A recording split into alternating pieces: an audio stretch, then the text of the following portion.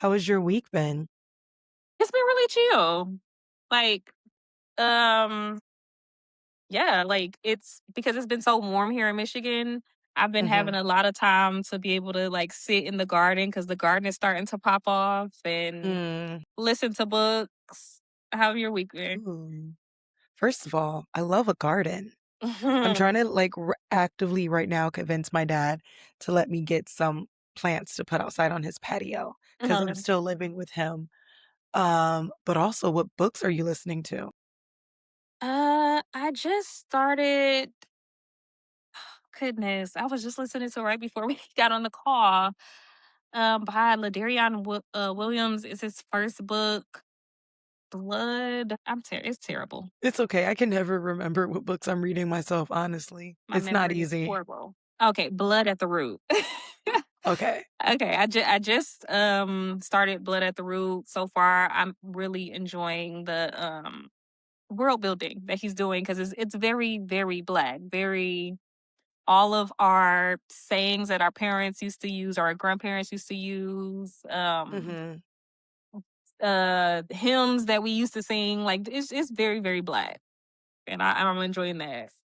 It's I'm magical interested, as hold well. on. I feel like I've heard of him, before. You want me to show it? Yes, I have seen his books before. I am this is really terrible. I always preface my really terrible things by saying it's really terrible. I have a problem reading books written by men. Understand that. I can understand that. I feel like this is only my second book that's written by a man. Mhm. Yeah. Yeah. I tried to read some essay, Cosby or Crosby. I always forget what the last name is. And it was very graphic. I was like, oh, I don't know if I can do the stabbing. Like, that part I don't mind. It's to me, it's all about the I'm really big on, like, the character development in the story, and for me, a lot of men focus more on, like, the plot points and the ego of the character and less about, like, the emotional, like, aspect of that, Mhm. Mhm. and I mean, that's just how we see society and versus how men see society and internalizing versus externalizing and things like that. Mhm. Um, but I have seen it and I have been interested in it. I'm also really like I've seen him on social media and stuff. Um, he's got good reviews, honestly. Yeah. I mean, I love the way that he's writing the characters and like he's using so much metaphor and I'm just like, "Oh, okay." Like the way that he's writing like the mahogany skin or uh eyes like polished onyx, like stuff like that. I'm just like, "Oh, that's really cool." Like you don't have to just say this person has deep black skin or brown skin or something like that. So I'm really I get what you're enjoying that. saying. So he's It's like, their skin was the color of like a honeyed day or, a mhm, cup of tea, like using things that you could really picture in your mind. I do like mhm, that. That is really good. mhm. Um, does he use slang in this book? So much. Okay, then So much. I'm out. I'm out. So when I read the book or read a book and I really like the author, I go down a whole deep dive. And so I went to the Goodreads and somebody was like, this is so black that you would think a white person wrote it. Like that's how much it's like the Hey Girls and the it's Mm-mm. like if you see a black person, or like a group of black people running, you better run. Like, but I like it. I don't think that it's like gimmicky at all. You can tell that it's written. I think I can tell that it's written by a black person. I think that everybody just has like their own like personal perception of it. Hmm. For me specifically, it's just everybody's people want black experience to be like one thing. Hmm. But everybody's black experience is so different, and mine was very lacking in, like, slang and everything like that. My parents were really strict, and Hmm. so books that have slang in it to me not only feel like sometimes unauthentic, but it feels like it's trying too hard. Mm. Hmm. Okay. Well, I think That's a me thing. just because I've read so many books that were not written by Black authors, Mhm. it's kinda a breath of fresh air to hear things that I've said, like yeah, like I'm enjoying all of it to be honest. And then for it to be magical and it's like I've read magical books because I've just gotten into fantasy in the last year. Mhm. And the fantasy, the magic is rooted in Black and African religion, which I'm Ooh, appreciating a lot. I So got a we're book for getting you. Orishas and Creole, hoodoo, and voodoo. Like it's really, I'm like, okay, okay, cool. So it's causing me to like do some googling. Like when he starts saying different names or different things, I'm like, Mhm. oh, okay, let me research this. I'm like, okay, I get to learn more about Black American culture as well as African culture. There's this fantasy book. It is written by Tracy Dion. It's called Legendborn. It's rumored to right now have going to be a 4 book series, but the world will never know. Please, I need, I need to get. I love like the series books. I I've read the first 2. I own all 3 though. I just haven't read the third one because she keeps leaving me on cliffhangers and she got me fucked up. Yeah, yeah. I I hate need the other cliffhangers. book to be out if I'm going to be on a cliffhanger. I need to know that I'm gonna go. It them cliffhangers get me. I was reading a book last year, and the whole time, I think it was like the assistant's assassin, or assassin assistant, something like that. And I was like, the whole time, I was just like, I don't like this book. Oh, I'm not gonna read it anymore. I can't wait till I'm done. And then the cliffhanger came, and I was like, literally got done with the book and downloaded the next book. And I was like, dang, I was supposed to be done. Supposed to be finished with this. That's how they get you. That's like trad publishing 101. hmm It's cliffhangers. That's their new thing because hmm they believe that cliffhangers are going to be the thing that like gets people. Well, it's getting me because I can tell you, I was just like, I don't know. But then it was like, I need to know what happens next. Hmm. If you are into some fantasy, we'll definitely have to talk a little bit later because I have a lot of fantasies in my bookstore. Okay. Okay. Have you heard of Neil Schusterman, the Scythe series? I've been so deep in like the indie author stuff right now Okay. and just so busy. But I've never really been like a nose to the ground kind of person about all these like but I'm also not big on like really hyped up books. hmm So Yeah. usually when the more the book is hyped up or like people are talking about it, the less I'm interested. Well, I can't say the same. I'm a chaos reader, so I'll Mm, just whatever. If people seem like they like it, I'm just like okay. I might do a little quick summary of it, and I'm like okay, I can do this. I'm gonna read it, and then even if I don't like it, I'm gonna finish it too. I DNF a book like it's nobody's business. Really?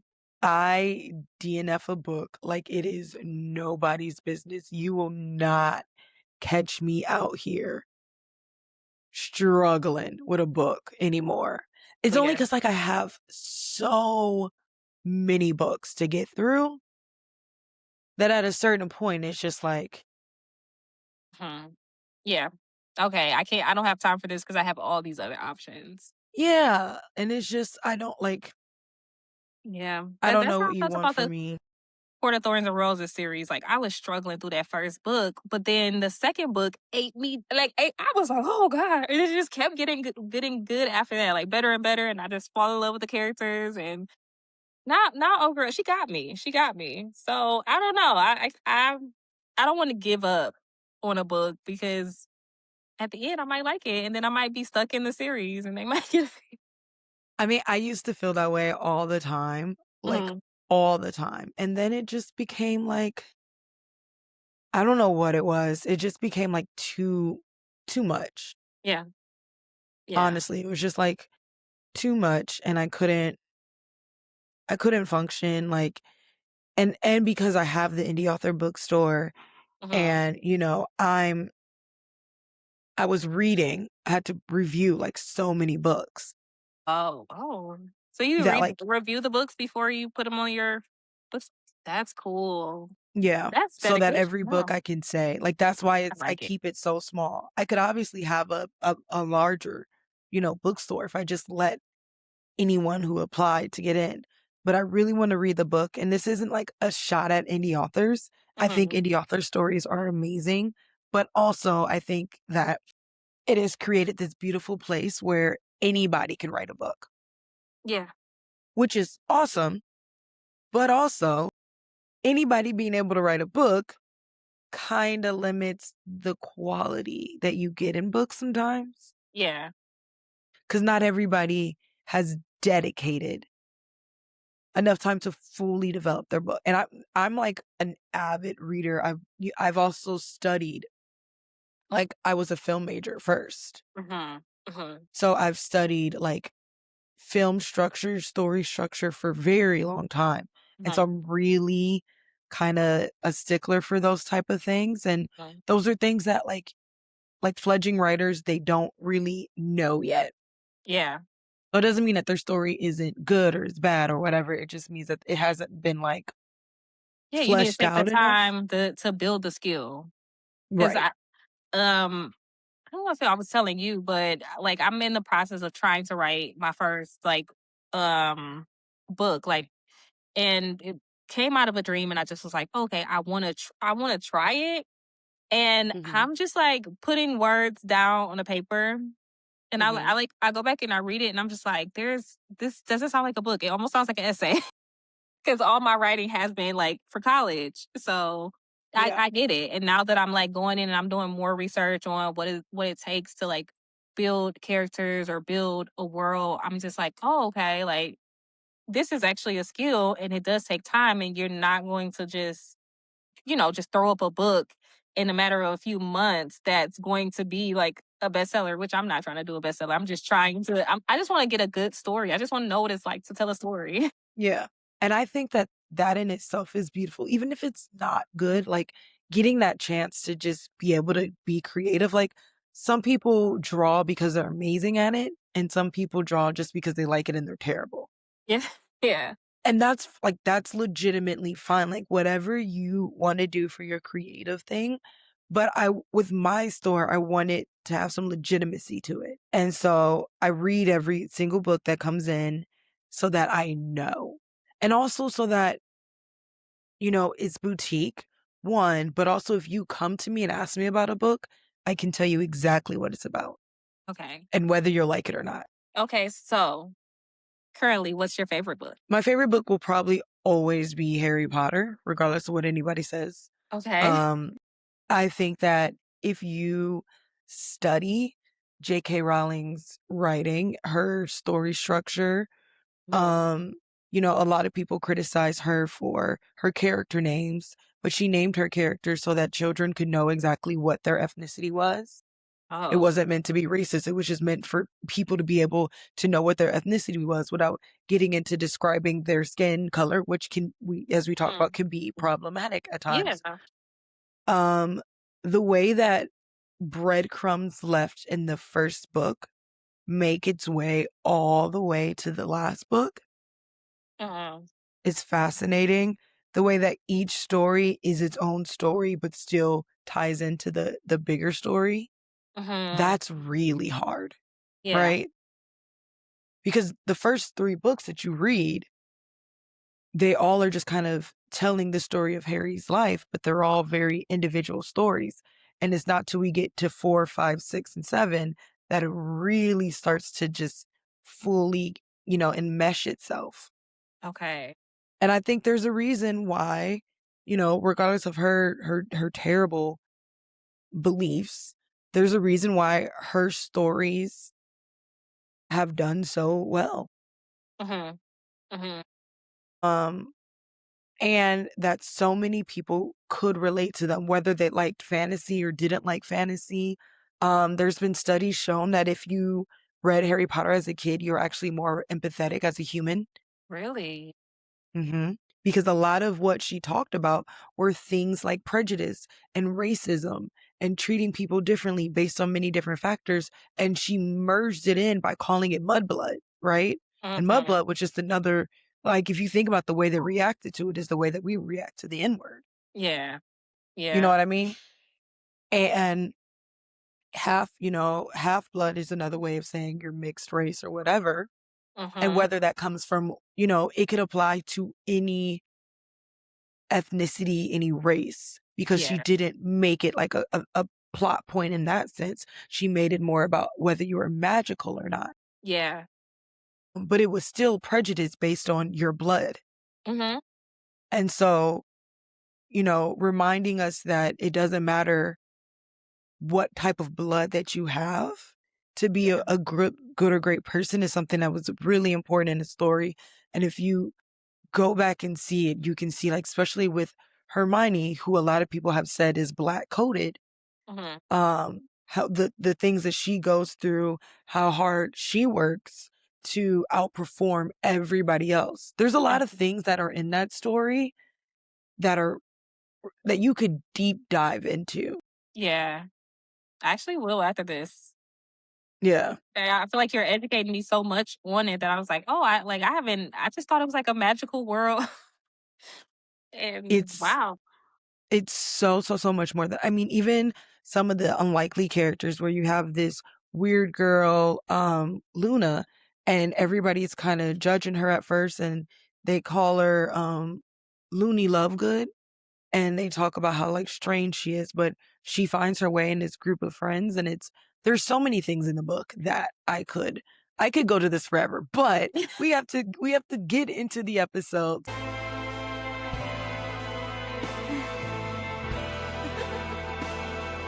I'm dead. Hello, hello, hello, and welcome back to another episode of Basically Unbothered. Today we are joined by Myra. Myra, do you want to say hi to everybody, introduce yourself, let them know a little bit about you? Hi, my name is Myra. I am the founder and CEO of Agency 811. We are a solutions brand that helps entrepreneurs um, stay consistent and show up online, whether that's project management, whether that's virtual assistant or social media management. We're here to help you. hmm I love this because as a creative, it's not easy. It's so not easy, and a lot of people don't even understand, like, how not easy it really truly is because you, like, to have to create, and then after you finish creating, which it takes a lot, people think that you just go on a podcast and you're just chit-chatting and everything's okay. You're like, "No, actually, Mhm. um, I am actually unwell most of the time. I'm actually struggling because then after that, it takes a lot of energy to have to think and be on point and really process what you're saying instead of Mhm. just kinda, like, gabbing." But then you have to edit. And then after you edit, you have to market. And then Mhm. after you market, you have to plan. And Yeah. you're just like, Yeah. It's a full time job. And mm-hmm, and I could imagine that, like, because you are an author and that's a full-time job, and then you mm-hmm, have your indie bookstore and that's a full-time job. It's so much that a entrepreneur has to do outside of starting to the business to do the thing that they wanted to do, which was to mm-hmm, write, which was to become a podcaster, which was to own a store, an indie author store.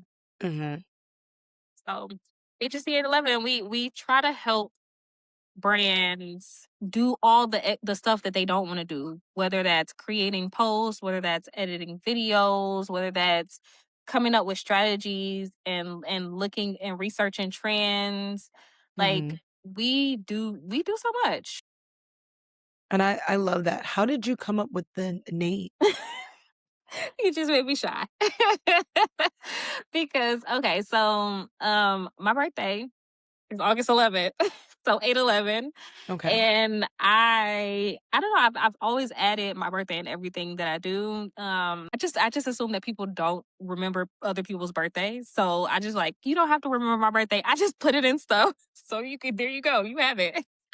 So It's in everything. it's in everything. So yeah, that I mean, then just agency, I started this as a 1099, just solopreneur, helping people out where I could. And I decided that I wanted to expand.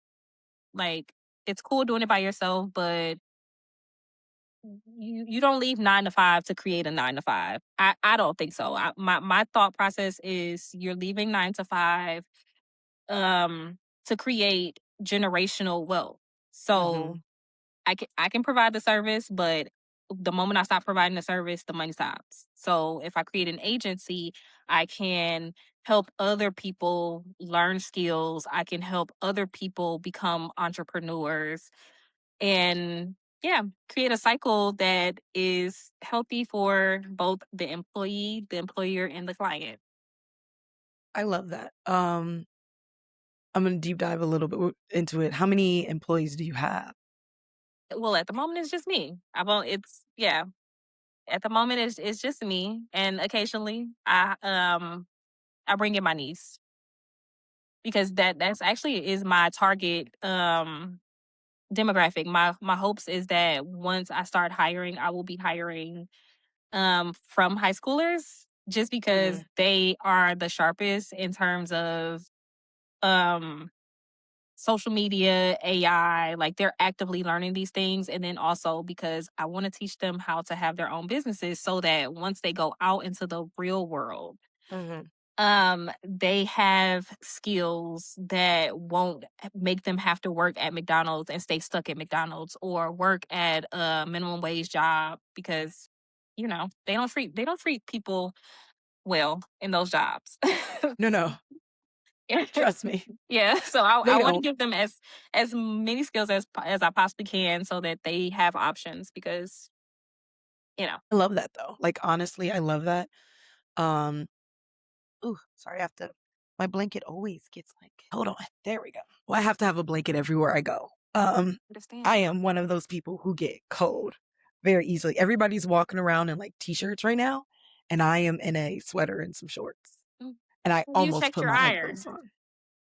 Hmm? Have you checked your iron? My what? Iron. Oh, yeah. So I've had iron deficiency anemia for a really long time. It's mostly fixed now, but it's still in my blood. My mom is born and raised in St. Thomas and I have like island blood. Okay. So Mhm. there's always a part of me that just is going to be cold. And Oh. I don't like being cold in general. I like being cool. Mhm. I like being warm more than anything else. Like warm is my absolute goal. And I've noticed that my body has changed a little bit. Mhm. Um, because I had like a fibroid surgery and I take like supplements and everything like that.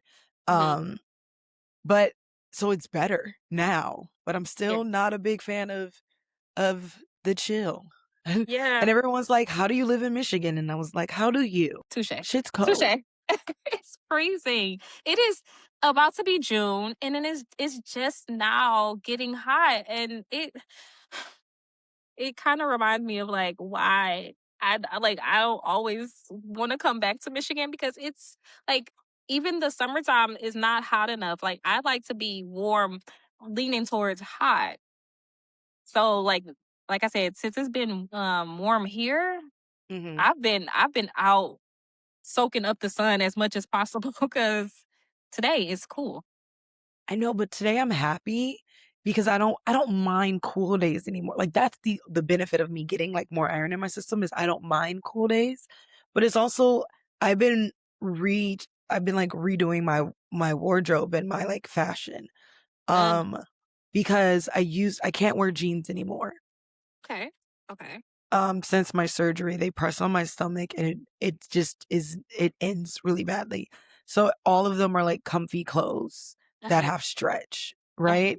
Uh-huh. And then you instantly go to like mom outfits. So I'm like trying to figure out a way to I love fashion, so I've been trying to figure out a way to keep like the fashion part alive while also, Being so comfortable. but the thing is that like 60-degree weather is perfect for comfortable fits. Mhm. Mhm. You can So, layer if you want, yes, but it's not like layers constricting layering is my layers. vibe. My Mhm. best friend used to say all the time that fall was my best season Yeah. because I look good in layers. Yeah. And I was like, "All right." She's Okay. like, "That's your vibe." And I was like, "All right, I love it." All right, before we get too much off topic, we are going to dive into our pop culture roundup.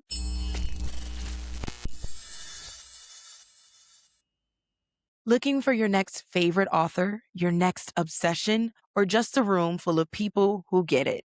Then you need to be at the Pages Against the Patriarchy event on June 27th. This is a virtual event featuring 20 incredible authors coming together for a day of books, conversation, community, and stories that challenge the world around us. Whether you love romance, fantasy, sci fi, indie gems, or books that leave you staring at the ceiling at 2 a.m., there's going to be something for you. Come hang out with the passionate readers, discover new authors, and celebrate storytelling that takes up space unapologetically. Again, that's Pages Against the Patriarchy, happening virtually on June 27th, featuring 20 authors. For more information, head to pagesagainstthepatriarchy.com. Bring your TBR list. It's about to get reckless. All Okay. right. Our first topic of today is Pete Davidson. Pete Davidson is so interesting to me. By the way, side note, he was just quoted singing Kim Kardashian's praises. And I don't know if Okay. you know that they dated each other. I did. I did Yeah. know. I was During the excited for whole like that. during the Kanye drama, which was like I love that for her. She's in the middle of dealing with Kanye and everything. And then she has Pete Davidson who's just like chill and fun and like Pete Davidson does not give me long relationship type vibes. Okay. I mean, I can absolutely see that based off of his history. He just he just doesn't make me think of someone who would be in a relationship for a long period of time. He just seems like his relationships would be fun. Yeah. And I kind of feel like that's what most of the people that we know who have dated him, like I think that's what they were looking for. Like Kanye, Right. after that situation with Kanye, that was super intense for Kim. Like having somebody in outside of her window, you know? Like Eh, I can imagine like how intense that was. And then here you have this guy and he's like, I just want to love someone. just anyone, just give me one person. That it didn't seem like a good mix. Like, I mean, it was again, I've said this so many times. There is the Secret Life of Mormon Wives. See, there's the Secret Life of Mormon Wives, and one of them is getting divorced, and she's making questionable decisions. And I literally just said this on the podcast that I recorded, my recap that I recorded yesterday. That I feel like I don't feel like you should seriously date somebody when you get out of a divorce or big life decision, but I mhm, feel like you do need fun. yeah. And you do need to be messy and especially in relationships where you have to be so buttoned up and she had to keep so much of what he did hidden and secret and nobody can know that Mhm, like she just wanted freedom. Like I can be free, I can have fun, I don't have to worry about rules or restrictions or any of those things. And that's what a lot of people who date Pete Davidson like cling to. yeah. So I was shocked when I found out that he was having a kid. Yeah. Yeah. This But sound this not really though. But not really though, because he says that he's a family man. He wants to get married. But he can't. Like that what you want and what you can do, it's what's his name? He's a I can't stand him. He's a rapper. He used to date um Megan Fox. Oh, Machine Gun Kelly. Him. Yeah. Can't stand him. But he's the same way. Like he wants to be a family man. You know what I mean? But what you want and what you are actually capable of doing are two different things. Mhm. And Mhm. that is where the problem comes to me is that like cool, I get it what you want. I truly understand, but you're adult enough to know that, like, you're not capable of this. And a shock to no one, him and the baby mama broke up. Okay. Mhm. And now she's saying that he She's basically parenting by herself. Boo. Boo tea. Right. That sucks so freaking much because like most of the things that I know about Pete that comes out of his mouth is that he's a family man and that he wants to be married and that he wants a family. Only for you to make somebody a baby mama? Boo. But, like, imagine being her and being sold that dream, right? Mhm. Mhm. Only to be made a baby mama. And I mean, like, how old is this kid, right? Let me see. The one that he's dating? No, the Or his like, his actual son, okay. because, this is something that you thought you would have forever. Yeah, Yo, 'cause his kid is like, first of all, his daughter, doesn't have a son, and he and his partner daughter, he has a daughter who is a Sagittarius. huh? Hell yeah. Why does Sagittarius always have to be, brought up in broken Being homes? strong. Look, being strong, being the We older like sibling. we're forced immediately to have to be the strong one. So her name is Scotty Rose Hewitt Davison. She was born December 12th, 2025. So poor baby is about to be 6 months. Hey, so wait, so they recently broke up because they were saying they broke up at 5 months. So Yeah. okay, so he was just Um, like, "All right, girl, like we broke up. I'm not talking to you no more," or like, because she's about to be 6 months, so that this is kind of fresh. this is kind of, and honestly, like the first part, and this is why, I'm a big proponent of like not having a kid when the relationship is so fresh. Some people can do it. Some people can do it, and I love that for them, and it's amazing. Some people can't, and they don't realize that like that first period of when the child is born is so rough. Yeah, so stressful. And if you don't have like a good connection already, I mean like it tests your connection when your connection is good. Yeah, yeah. Kids in general do that. Like, I have family members madly in love who are like, "Oh, actually, actually, give me some space now." Now that they have kids, like, so to be postpartum with your first child, just feeling all the stress, you need support. Like, I Mhm. mean, I don't think that maybe break up. Okay, but to leave her high and dry and she's navigating being a mom for the first time, that's kind of selfish. It is really kind of selfish. And then so he comes and he defends himself, and I didn't really read what he said about himself. Mhm. I'm always going to believe the side of the woman, and I don't care if I'm wrong. Like I will just be wrong. Yeah, I People live with that. people ask me all the time, "Well, what happens if you're wrong?" Then I'm fucking wrong. Yeah. I'll be okay, but I'm always going to believe the side of the woman. And then if I'm wrong, I'll be like, "Well, fuck it, I'm wrong." But I'm always going to give women support because we just don't have enough of that in general. Yeah. So I'm not about to contribute to the patriarchy that already exists, right? Mhm. So Um, okay. go ahead. Okay, so I had this long drawn out thing when I thought about Pete Davidson leaving his ex to be a baby mama, but like I kind of feel a little bit pulled back because they said they broke up at 5 months. The baby's about to be 6 months. So like, is it safe to make such strong accusations in a matter of weeks? Like 4 weeks? Like could we say that he really abandoned her in 4 weeks? Mhm. Yeah, I don't know. I don't know if I can say that, but if he did, it's really fucked up. But I hope that he did not because once again, his whole brand of dating, well, what he wants is to be there for his family, and this is the opportunity for him to show up and be his word. So I've been reading, and so a little bit of saying that like he said he's confused, and that the unusual move turning to social media recently for help.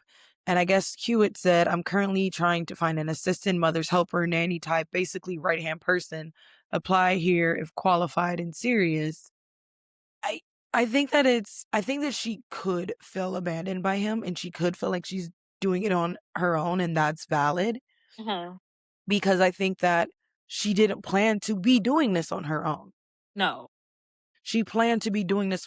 with a partner, and whether or not Pete feels like he's there for her and them. And one of the things that apparently was rumorly reported about their relationship and why they broke up was due to new parenthood struggles, a demanding work schedule, and a rush timeline. So it seems like Pete Davidson is so busy. And one of the things that men focus on when they consider themselves a provider or, like a good partner and a good parent is they focus on whether they can financially provide.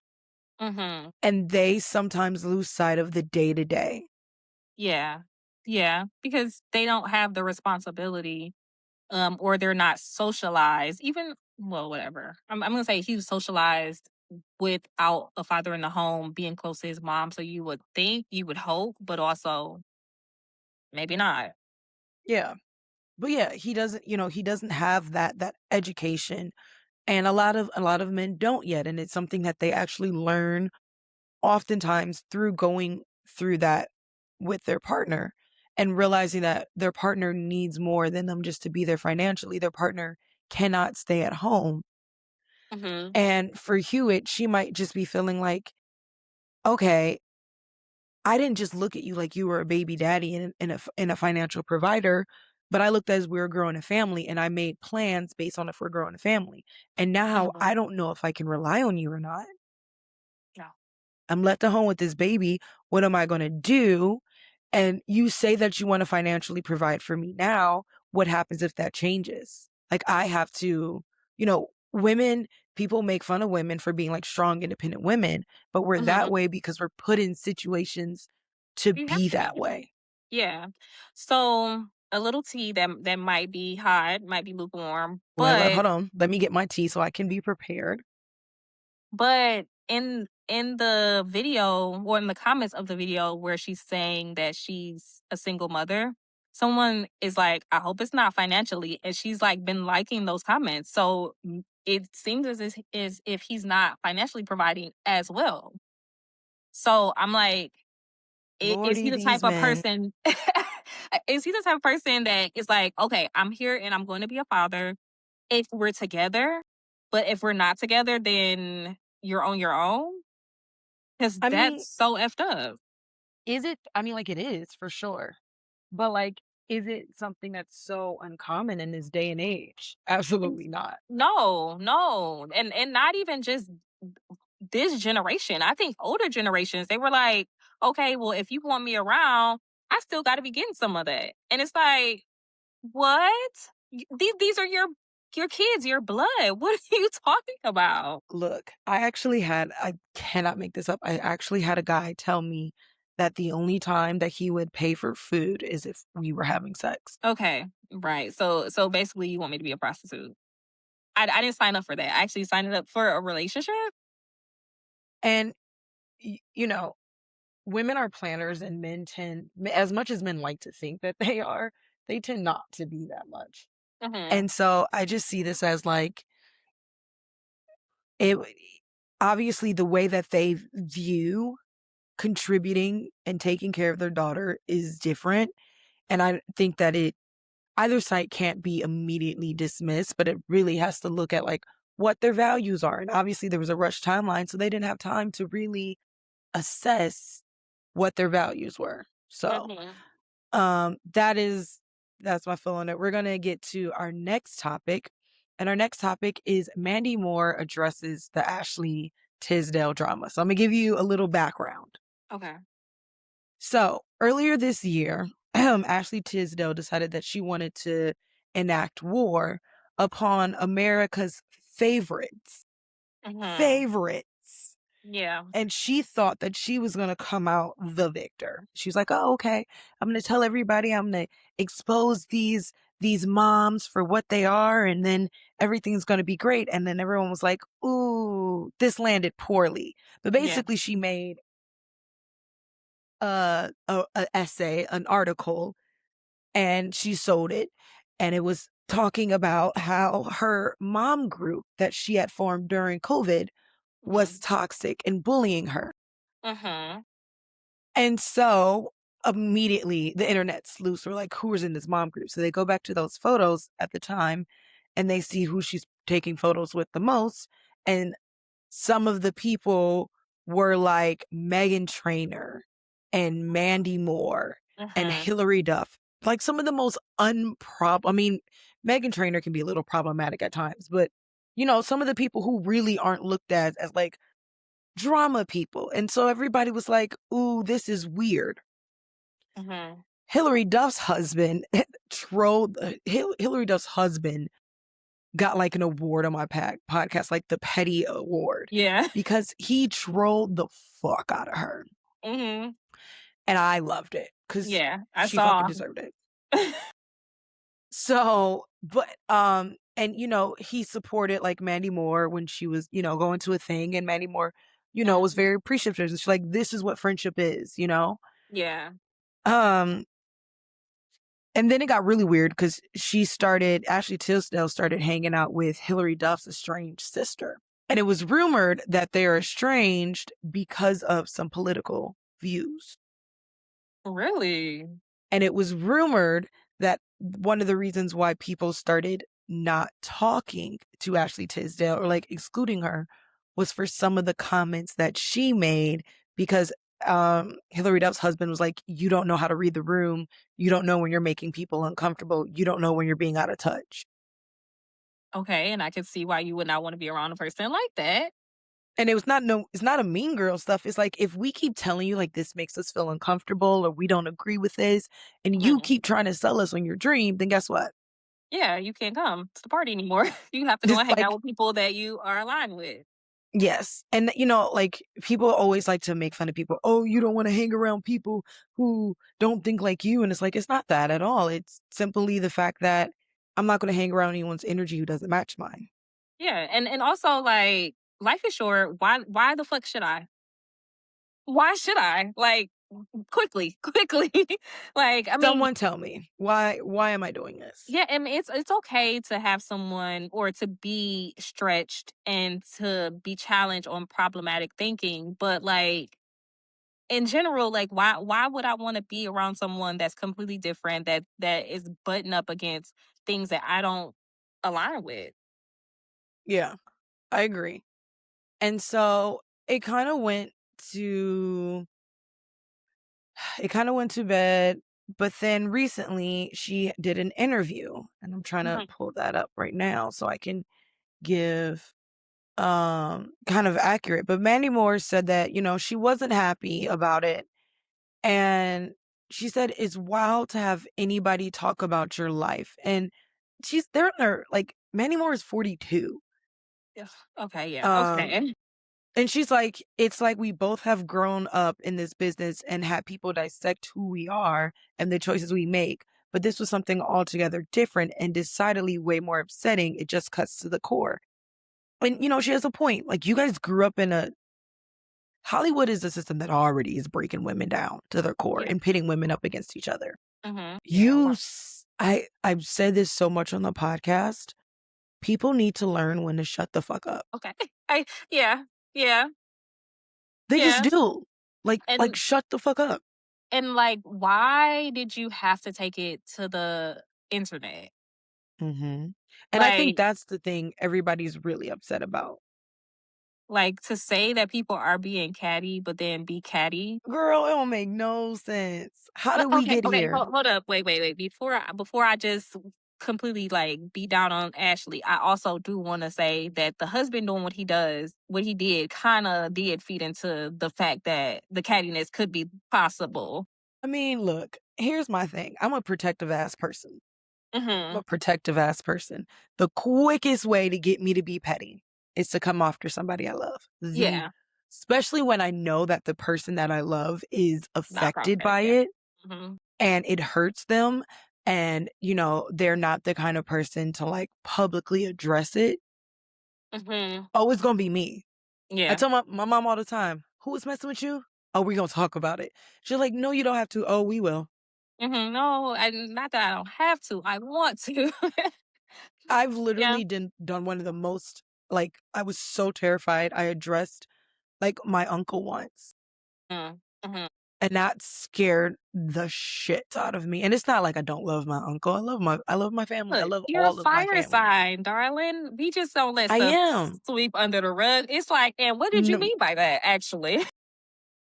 yeah. And like I was probably highly disrespectful and I own that shit, but I don't let anybody talk shit about Yeah. my mom. Yeah. Period. Point blank. You're not going to do it. And so he probably felt that way and I do agree like it fed into it, but everybody else was remaining quiet and he was probably the one that's like this is fucking dumb. And he did it in such a way that it really made the entire situation like it pointed out the like comicalness of this. Mhm. Like this is like what you said. This is a girl who's writing about being bullied and people creating drama in a toxic mom atmosphere. And then here she goes. Cuz the truth is that it could have been just a simple blog post, Mhm. but you Mhm. sold it to someone. Yeah. 'Cause you wanted It that money, you wanted that attention. You wanted that money, you wanted that attention. And that's the real part where it's kind of like that's Yeah. the part that bugs me. Like I've said this so many times, I have problems with a lot of people. I Mhm. will say some of the things that have happened to me, but usually I keep those situations to myself. Mhm. Mhm. Um there are certain situations that I do talk about, but like if I'm fighting with someone, I'm not about to get on I have a platform to do that. I'm not going to. That's my personal business. Yeah. Yeah, and then And I mean, go ahead. no, you go ahead. But then I mean, yeah, you can. We have freedom of speech, and if you're the type of person who is public with their private information, yes, but then you can't really get mad because now you just opened a whole slew of people because she has a very big platform to like then weigh in on what you said. And then you said the mom group. And of course they're gonna handpick the most notable names. And then you didn't, well, did she clear it up? I No. to say, She okay. stood 10 toes down. Okay, Cause then so you went and hung out with one of the members' estranged sister. Like that to me says it all. Like mhm, the enemy of my enemy. Sure, maybe. But I'm gonna be clear. In my worst fights with people, 9 times out of 10, did I yeah. I didn't go to the people that they hate and be like, oh, you Yeah, now we're wanna friends. now we're friends, you want me to give you all the deets? Like, no. No. I'm too grown for that, and I'm not even as grown as they are, so I know they too grown. Yeah, that was really, it was really petty. It was childish, and I mean, she wanted to take those shots. I think she enjoyed the like attention that it gave, and Mhm. she was like, "Okay, let me feed into this." And I'm pretty sure the sister is like, "Okay, finally somebody who understands my perspective of things. Like, hey, girl, like they were being mean to me too."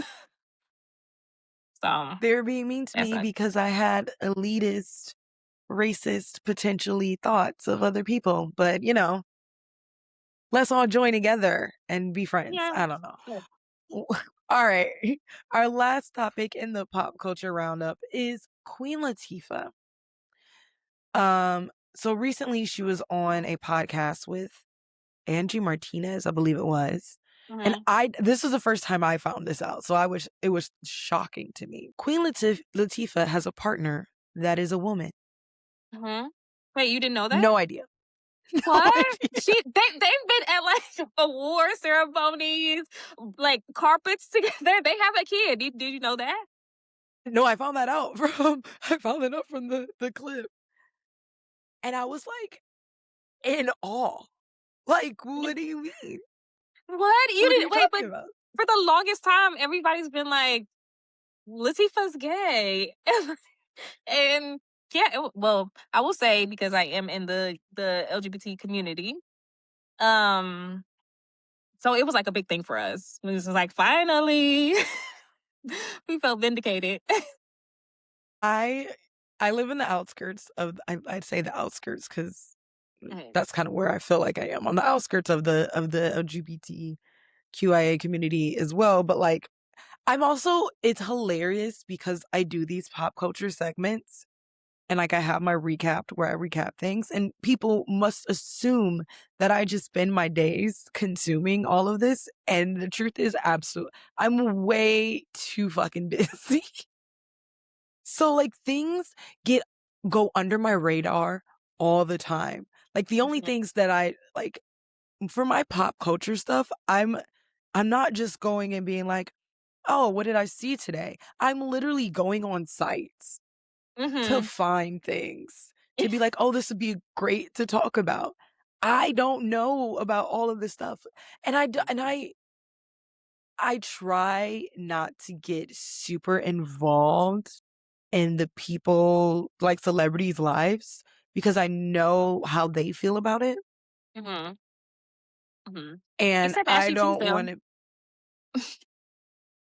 I d Like, but just see, like, kidding. that was something that was, like, brought to me, and I Mhm. don't know and I don't know much about it. The thing that really made it interesting is Ashley Tisdale has this brand, um, Fresh French, and I love their body sprays.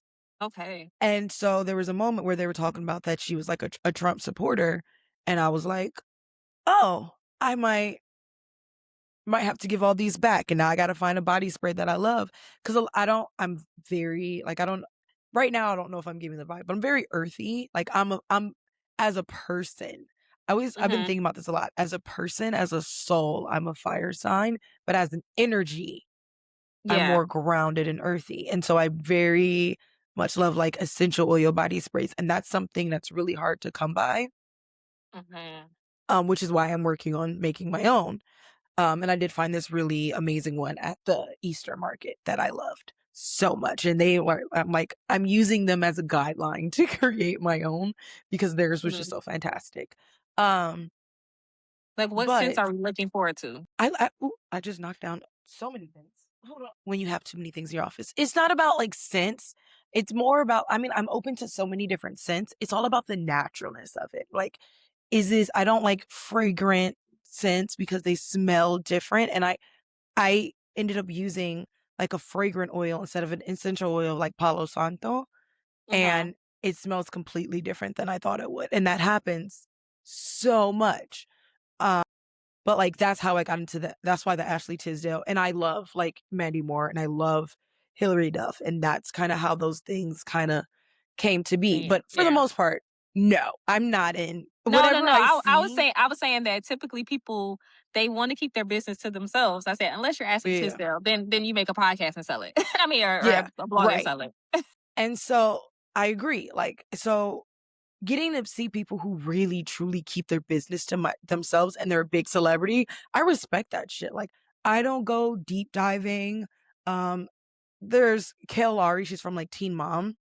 Mhm. She has like a lot of stuff go on sometimes and she waits. First of all, she waits until she herself can profit it off of her networks, which I fucking Love love. that. Like, Love but that. she waits until she's fully processed the moment to talk about it.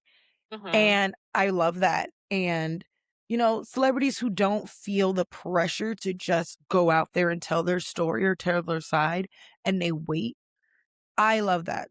And I respect that privacy. Like, of course, in a moment, I want to know. Like, if I knew that was on the table, I would have deep dived Mhm. into it. But then I would have, gone into conspiracy theories and been like, okay, this is a little too crazy. Whenever they're ready to say something, they'll say something. Yeah. Um, but so I found out this way. And, Angie Martinez was saying that there were speculations for so long. And then she kind of just like came out at an award ceremony. Mhm. And so she goes, is this something that you were planning on doing? Is something that you thought of? And, was there anything behind it? And Queen Latifah goes, I was getting a Lifetime Achievement Award. And I felt like I should thank the people who contributed to that lifetime. When I tell you, I ate that shit up because what? Like, yeah. Yeah, like seeing entertainment, being inside of that world, you always want to like we always want to make people's conversations a big thing. And Mhm. she was just like it was just a it it was just a day, and I just wanted to like shout out these things because it was the day. And I was like, "Oh my god, Queen Latifah, you're a human." Yeah, Like, e exactly, you're human, and I love how she said, everybody thinks that because you're a celebrity, that they're allowed access to your private life, and that's not true, and I was like, yeah. Yeah. "No one has the right to access your private information unless you choose to put it out there," and we've gotten into these parasocial relationships and people selling stories and all this drama that we forgot that they're human and these are their lives and these are their stories, and we wouldn't want one of our stories to be sold to the press or told. So why do Mhm. we expect them to do the same? Yeah. Yeah. And I always think like, okay, I can relate to the moment when I get some hot tea. I'm just like, oh my God, I feel so giddy. And then I can also relate to the moment of like when you find out that your business is somebody else's tea and like how shitty you feel. So like I kind of like respect celebrities or people who decide that they want to be private. Like it's your life.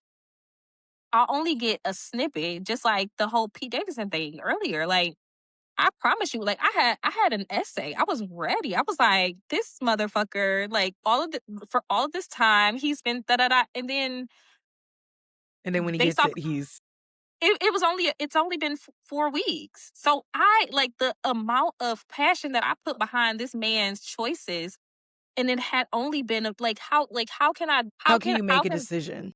yeah, how can I have such a strong opinion and I don't even know but a snippet of this man's life, and we don't know what they have going on. Like it was a video. Like I'm pretty sure it was like less than 3 minutes. So like I really appreciate people like Queen Latifah or Beyonce who give us the snippets that they want to have. I'm Mhm. gonna say Beyonce give us a snippet that she wants to have. Queen Latifah, I feel like she wouldn't like it wasn't even no tea that she was trying to give us. She just was like, today's the day. She's Thank like, you. "Today's the day. I'm getting an Thank award. you. Imma thank the people who contributed to my life and to get this award," and that's that. And I'm just like, that is how, like, unproblematic I wanna be in my life. Like, out my podcast is one persona of who I am, Mhm. but outside of that, there's so many things that, like, whenever I wanna start dating 5 years potentially down the line again, Mhm. I will only soft launch. Yeah. Yeah. I You don't won't even know the think person. no, I won't launch. I'm not launching anymore. It's just like if you, whatever you decide that you're gonna have, because I'm realizing that people's perception of your life is going to be the perception no matter like what you do to try to shape it. They're Mhm, going to decide who you are from the very beginning and they're mhm. gonna kind of stick to that. So I'm just like, you see my life and you say what you want to say about my life. I'm living this life. And as long as I'm happy in this life, as long as I'm safe in this life, as long as I'm not hurting anyone else, you enjoy your happiness. You stay the fuck over there. I hmm agree. And I love that. I think that we need to adapt that more in our lives, and we need to adapt that more in, accepting of celebrities' lives.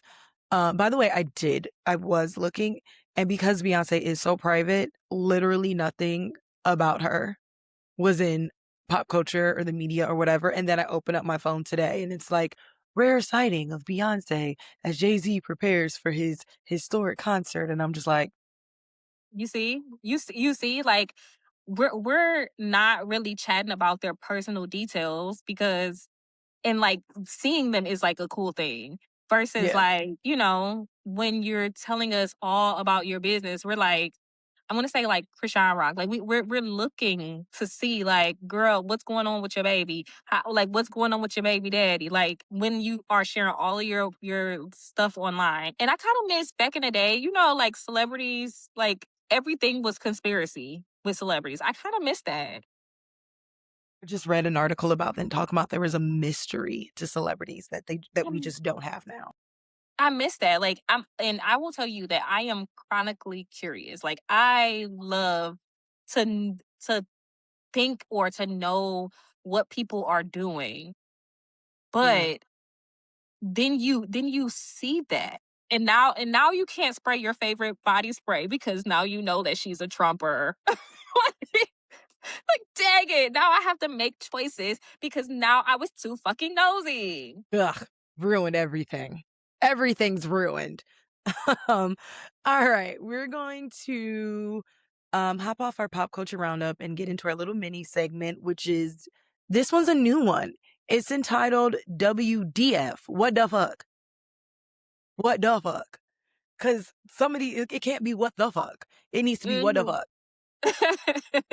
Because this shit be wild. People be saying wild shit. So Khloe Kardashian has a podcast. I listen to some of them. I don't listen to all of them. Some of them are not my vibe, but Mhm, some of them are. She recently had Khadijah on, Malika on, which is like her bestie, and they were talking about like the Lamar Odom doc, which was fucking fascinating. I think I mhm, listened more to her podcast when it feels more like the reality TV show than anything else. mhm. Um, but people love her podcast, and that's not I just haven't listened yet, but I'm it's surprised, but I really love her. it's really calm, but it's not a me podcast for the most part, but that's okay. Mhm. I personally don't know if she's found her like real podcasting is so saturated right now that it's like I don't know if she's found like her real niche yet. Mhm. Mhm. And also that's okay. So Yeah, and like I you think that she's going through a whole period of, like, finding herself. Like, I feel Mhm. like the Chloe that we knew and Keeping Up with the Kardashian, the original, like, she had her own personality. I think as she grew up, she kinda shifted and was molded into Mhm. the Kardashians.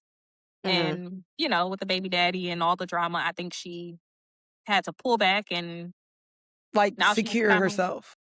Yeah, yeah. So, Which is interesting maybe that you this is what it mentioned. is. And it's interesting you mentioned her baby daddy because her baby daddy was on the most recent episode, Okay. And which what do you say? immediately I had to run to. By the way, it was the thing is that her podcast is so unproblematic for the most part, Mhm. which I love for her, right? And I love Okay. that now she's having a moment to like address some of these things. Like some of her episodes are fun. Her episode with Kim was really, beautiful because whether people think or not that like they get final edits on the Kardashians, they've said many times that they get a say, but they don't get final edits on it. Mhm. And they still rely on other people to tell their story. And with the podcast, they're able to come on and feel safe enough to tell their story without anyone manipulating it because their sister is the one is doing it. Mhm. Um, but on the episode, which was interesting, I love them, being honest. One of my favorite parts was Tristan saying like when we do bad things, and she was like when we do bad things, and he Okay. was like, he was like yeah, she was like name one bad thing I've done to you. It gets even better. And he was like, well, like I've done things to you that I regret. And, you've probably said things to me that I regret. And she was like, no, I meant all of it. I love a nice, strong woman. I said what I I said. said, she was like, he was like, yeah, but like, aren't there some things that you said out of anger? And she was like, yeah, but Yeah, I I stand meant by to, all of it. and I meant it. I meant it. But the thing that was the most interesting was that when they talked about some of the rules, so you learn that Tristan, I guess, was like one of the talks was about him getting a vasectomy. So he has a vasectomy now. And I think there's still two embryos left. And this is the shit that pisses me off because Nick Cannon just did the same shit. And I swear to God, men in social. So Tristan Thompson says that he's only having more kids if Chloe is involved. I mean, she's a What good the fuck? mom. I said she's a good mom. She stands up and takes care of your fucking kids and keeps your fucking drama. Like she don't address the drama that you put her in. Of course, you would want somebody that's going to protect you at all fucking costs to have your kids. Of course, I know. But is I it know safe for you messed her? up. Like, is it safe for her? Are you gonna be caring for her? I mean, they talked about how, like, as um, a father, he's amazing. Mhm. Okay. And, he was like, "You grew up in this really good co-parenting situation with your parents, and that's why you're so good at co-parenting because no matter." I mean, like, I don't know if you remember the episode where she had, True, but, like, that's when she had found out all the cheating stuff, right? Mhm. And then she it pushed her into early labor, and nobody wanted to let Tristan in the room, the delivery room, because 'cause they're like, "He doesn't deserve this, he's cheating on you," and she's like, "He's still True's father. Yeah. Like, he deserves to see as much as I don't like him right now, he deserves to see his daughter be born." Mhm. And so, obviously, yeah, of course you would. And I think they have like this thing where he already signed off on more embryos, like signed the rights away so that, if Chloe wanted to use them. I low key felt like this was like a soft launch to us finding out that she has another kid on the way via surrogacy. I mean, like, I look, I would hate that. I wouldn't. I wouldn't because I don't think that you have to be in a romantic relationship with someone to be good parents. Okay. I think we idolize this idea of romance as the only stable relationship, right? Mhm. I there's a book Jay Shetty he wrote. It's Think Like a Muck, and a lot of people have like pushed back on it, but it does have some really beautiful insights in it. And then there's another one he wrote, and it was the 8 Rules of Love or something like that. But in one of those books, believe it was Think Like a Monk, he was talking about the different types of relationships or love that you have. And one of the truest forms of love is actually agape, which is just like Mhm. friendship love, Yeah. platonic love. And he says that because you don't get anything out of it, right? Most of the Mhm. love is you're getting something out of it or there's a reward or there's stipulations on it, but with your friends, they're just your friends. They don't love you Okay. because you're your parent. They don't love you because that your family. They chose you. They don't love you because they are putting their idea of what being in a relationship is for you and the reciprocity that if you do this, I'll give you that. Like they're just your friend because they truly love you to the core. Mhm. And I think that saying, you know what, you were a terrible partner, but you are a great father. And I want my kids to have another sibling because she's talked about how she wants True to have a sister because she's had sisters. And that was like something that was really important in her life. And you can raise the kid. Like, we don't have to, a healthy household doesn't have to be you seeing your parents romantically involved. It just has to be you seeing your parents have a good relationship with each other.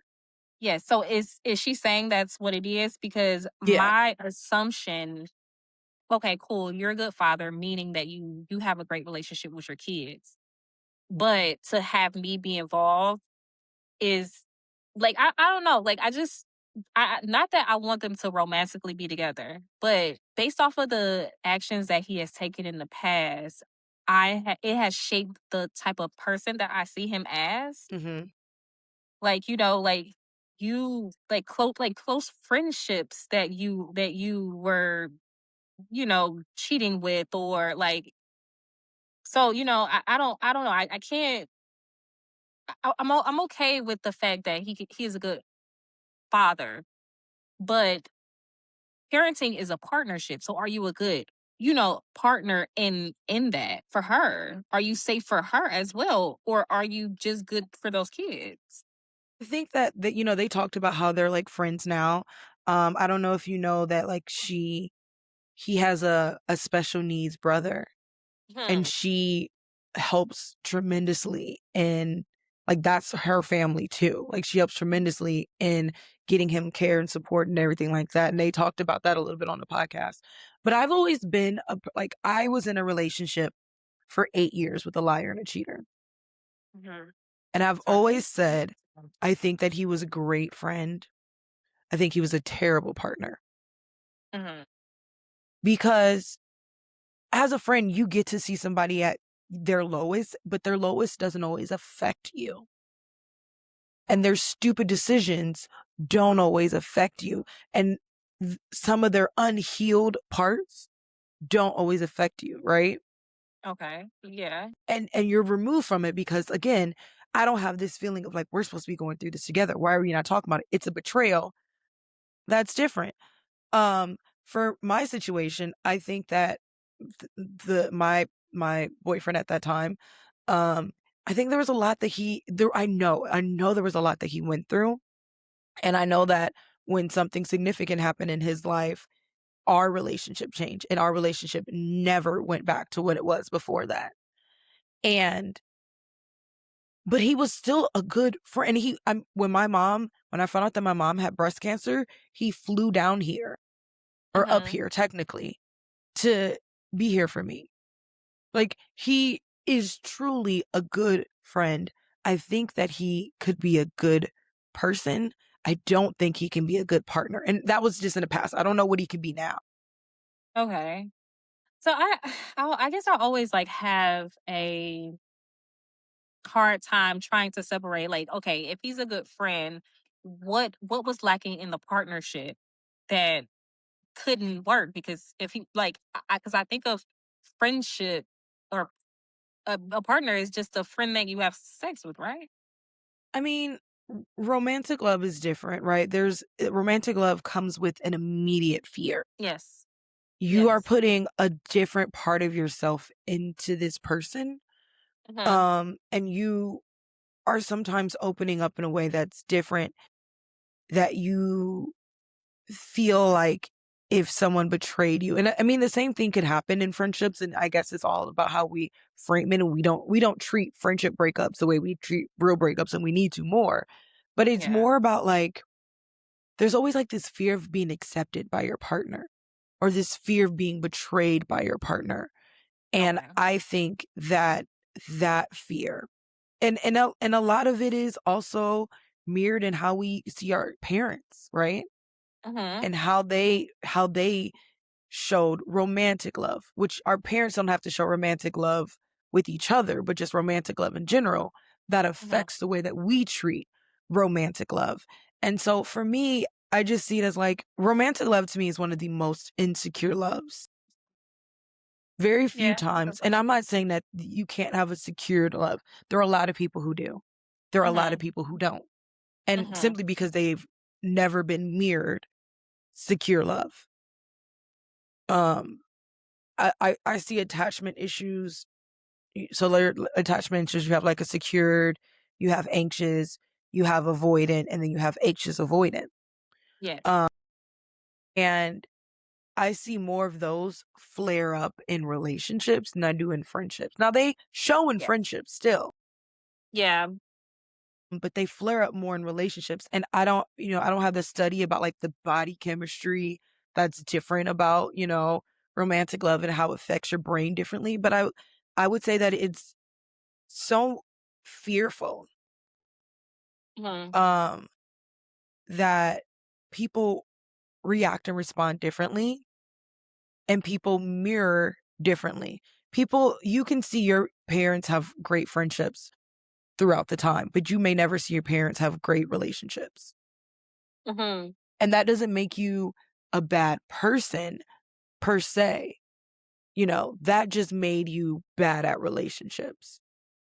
Yeah. See, I still kind of struggle because I like once again, like outside of the attachment, Mhm. which that I think that is big for a romantic relationship, like everything else that you're doing with your partner is what you do with your friends. So like once again, if I was your friend Mhm. and we made plans to do X, Y, and Z, and then up until the moment that we're supposed to do whatever this thing is, you feel like, okay, me and Myra, we're going to be going on this trip.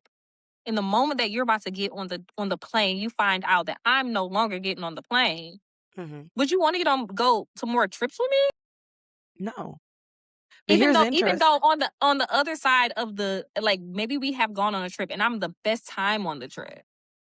I mean, I don't know. It depends. It would depend on your reasoning behind why you do it. I'd be pissed. Like, I legitimately would be pissed. But I Mhm. also think that, like, one of my rules is that I'm friends first. Mhm. And so after, you break up and the dust settles and everything like that, my hope is that we can still be friends because we establish a friendship first. Mhm. And so maybe that's why I see it a little bit different because I view it differently. Okay. Okay. Um, and I've set it up differently, but you also have different boundaries, right? Like sometimes a relationship can feel boundaryless, but with your friends, you have boundaries most of the time, right? You're like, Yeah. girl, you didn't show up for me. I'm pissed off at you. But you can also be more honest. You're like, girl, you didn't show up for me. I'm pissed off at you. I don't want to talk to you right now. You better find your way on the next flight so we can enjoy this vacation See, together. and I think it's the opposite. Like, I guess I feel more in my relationships more like the lack of boundaries is, hey, yo, like I expected this of you. My friendships, I'm like, okay, well, do But I really expect them to show up in that way all the time? yeah. I think that that goes into, like, more of, like, how different people view friendships and relationships. I view friendships as, like, they're my family. Um, Yeah. and some people don't get it. Like, my best friend once told me, like, "You treat me like I'm your boyfriend," and I was so fucking confused because I was like, "I just wanna hang out with you." Like, I just Hmm. wanna, Christina to my Meredith type shit, you know what I mean? But Yeah. people view friendships and relationships differently, and their expectations based on who they are is different, and I think that that's where, it truly comes in, and I think for Chloe, more than anything, her friendships have been the most important thing to her, and her friendships Hmm. with her sister, and I think that getting to a place where she could be, friends but still have boundaries took her a really long time, but she's there, Yeah. Yeah. and, now that she's there, she can be like, "Okay, as long as I've established these parenting parameters, and as long as we stay in those parenting parameters, we're good." Hmm. And if they were talking about, like, it's been like 5 years now, if they've maintained a positive co-parenting existence for 5 years, that's way more than Pete Davidson and his baby's mother. Everybody's. So, I think, I think it's Yeah. fine. But we are I'm going starting to to understand it a little bit more. Just like I don't have to trust that I can build a life with you. I don't have to trust that I can depend my finances on you, or Mhm, that you'll be careful with my heart. But I can trust the fact that you'll show up for our kids. mhm. Yeah. So okay, I can see that. I can see that, but also I would be weary because what the fuck is wrong with you? No, I'm no. not I'm sorry. look, I'm not disagreeing. I don't personally know if I could do it either, but that's between Tristan and Chloe. Yeah. Um, Before we wrap up, we're gonna talk a little bit more about you, your businesses and kind of the philosophy.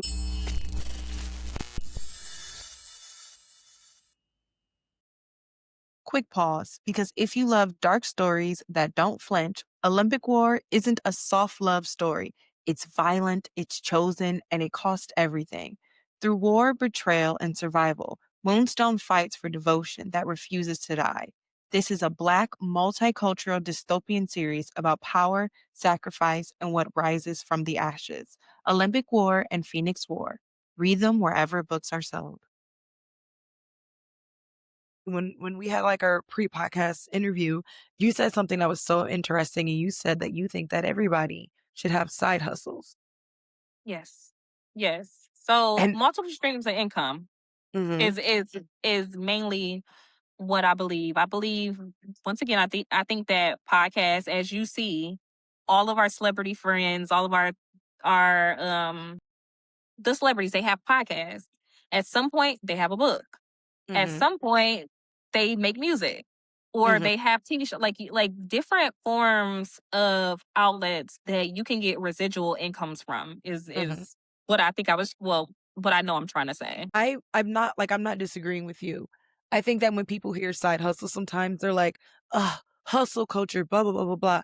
But I have always said that I think that one of the quickest ways to getting into like financial freedom is to have that oh my gosh, sorry, I'm adjusting my Mm, lights, is to that's fine. have Can you hear my air? Because it's like I'm like right by it. mm-mm, Okay. no, I can't hear it at all.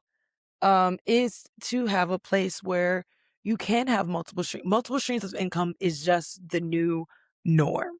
Yeah. And like It's a you're saying, must in America. it it is if you want to survive now because everything in life is temporary. Hmm. Every single thing in life is temporary.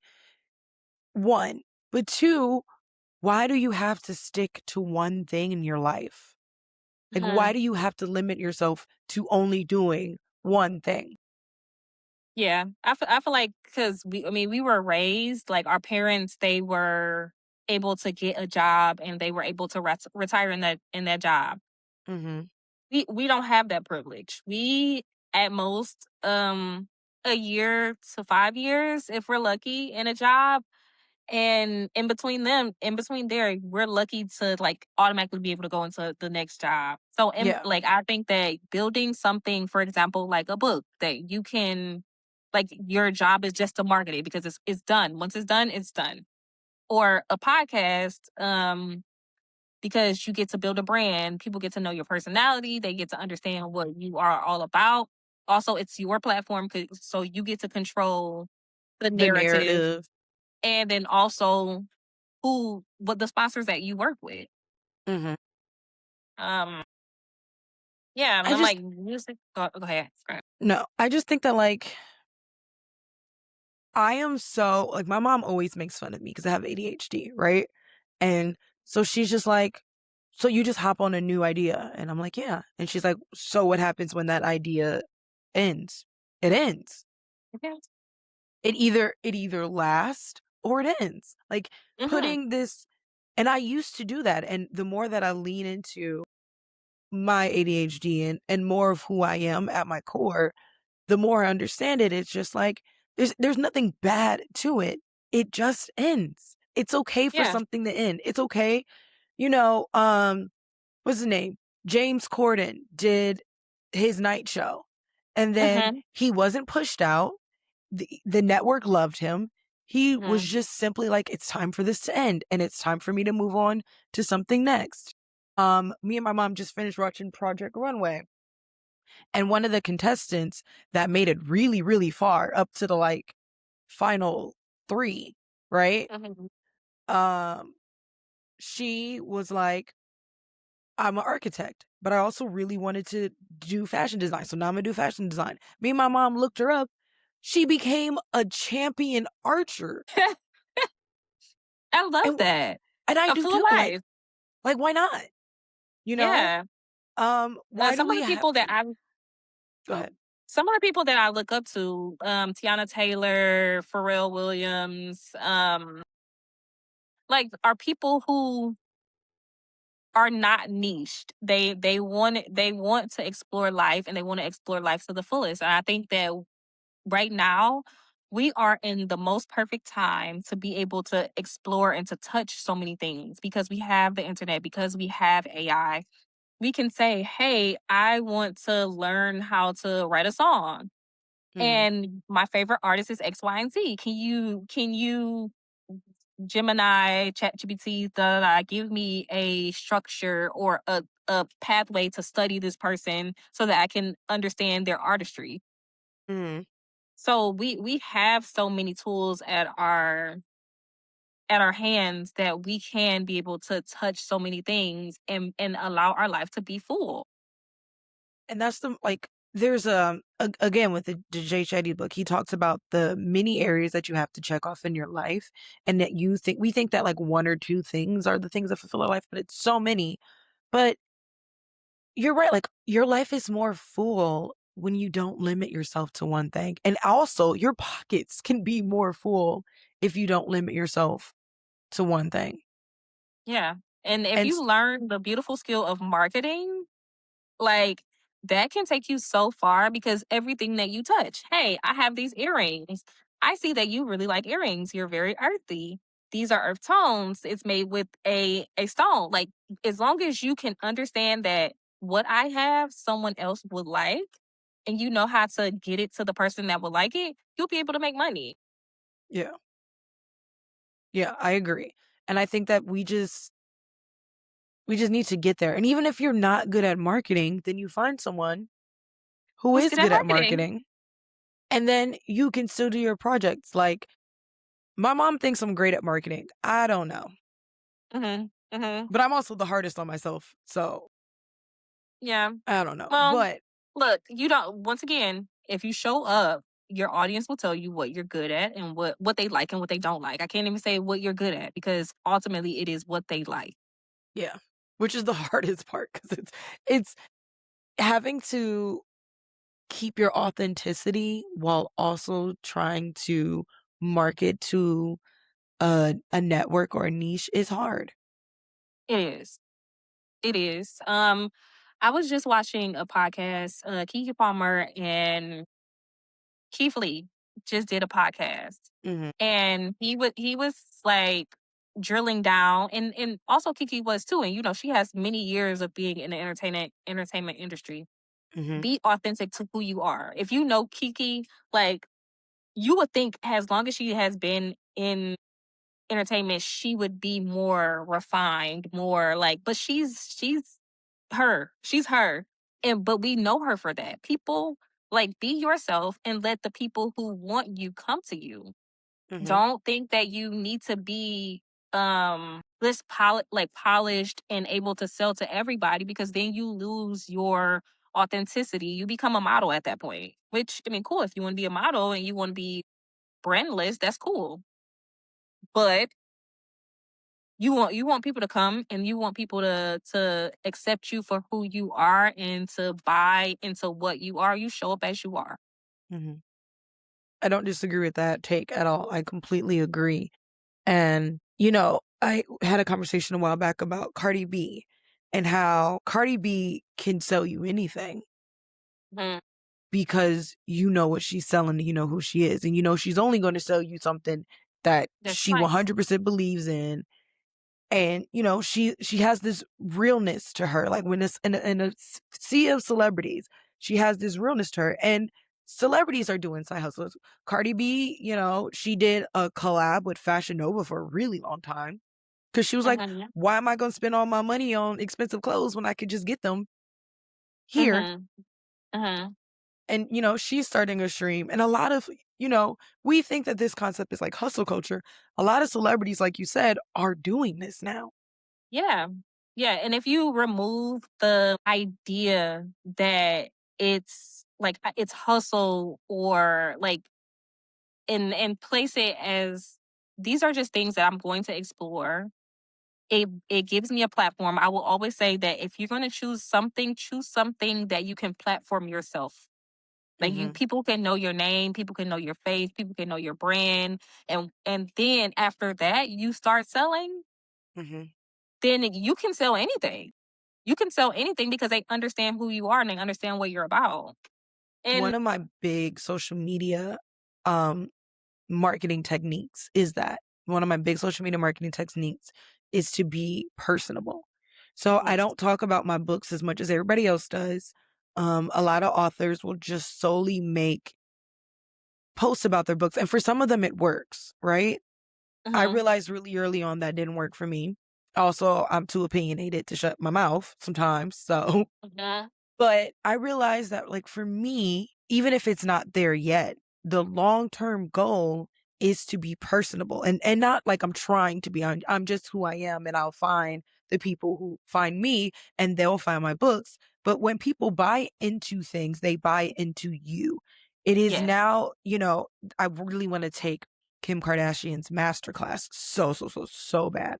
But a Mhm. lot of people kinda clipped a lot of that, and they were like, one of the things that she said is that marketing is not about who you are and less about what you're selling.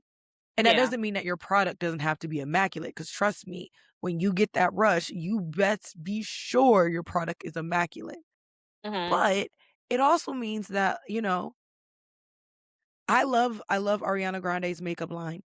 How did Mhm. I get to Ariana Grande's makeup line? Because it was Ariana Grande's makeup line. Yeah. And what did Ariana do? She platformed herself first. She was on she was an actor or actress, Mhm, so she was somebody else's art. And then she leaned into making her own art mhm. and using her own voice. And then she platformed herself and now she can play the background if she wants to. But she decides that she gets to go and she gets to be Glenda because that's a passion project of hers, something that she wanted. But she would she have gotten it if she didn't platform herself first? If we didn't know her name? If like, we will never forget Ariana Grande ponytail era. Like, we Yeah. and even now, if you notice, even though she wears her hair more natural and she's coming out with, another one of the Fokker movies, Mhm. um you'll notice that she still has a ponytail going in a lot of her press and a lot of her photos and a lot of her videos because that is how you recognize her. And there was Yeah. a interesting there's this woman on TikTok and she's doing this whole series and we got to close soon, but she's doing this whole series about how to make herself more attractive. It's interesting. I mean, like, it's super super fascinating and it's backed by like science, like girls with bangs, or she was talking about like bangs as a signature item that a celebrity Mhm. has that is like their thing. Yeah. And that like changed her. So like Dakota Johnson without bangs, you're like, with bangs, you're like, oh. And so she gave herself bangs and it completely changed her look.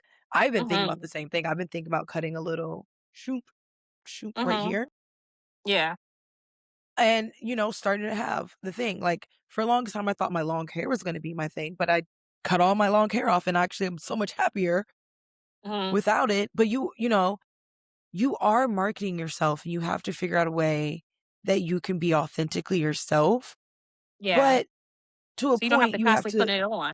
yeah, you do also have to highlight like something does have to be interesting about you, and then you highlight that interesting thing, and then you get to you know build upon that. And that's the idea that I didn't learn for a really long time, and I think people miss out, is that it has to be something that you build upon. Yeah. So, Queen Latifah also just had a interview and Mhm, where they were talking about her silk press because before it was Kamala, it was Latifah and her silk press. mhm, And she was talking about like at when you're in this industry, as long as you're in this industry, you're going to be known for something. She said when she first started, it was the kufis. And she was like, I wasn't choosing the kufis because I wanted to be interesting. She couldn't afford to get her hair done. yeah, And people just saw it. So then when she saw that people were knowing her for her kufi, she didn't want to be known as a hat. She wanted to be known as an artist. So she stopped wearing it and started getting the silk press because now she has the money. Now they're mhm, knowing her for her silk press.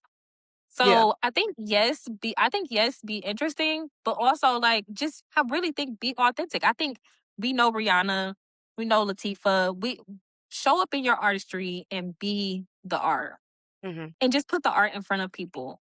Be authentically yourself, and those who are supposed to follow you will follow you. So whether it was the long hair era, and whether it's the bob era, like people are going to like follow you because of you, and your mhm, eras are going to be your eras because hey, I like long hair and then I didn't like long hair.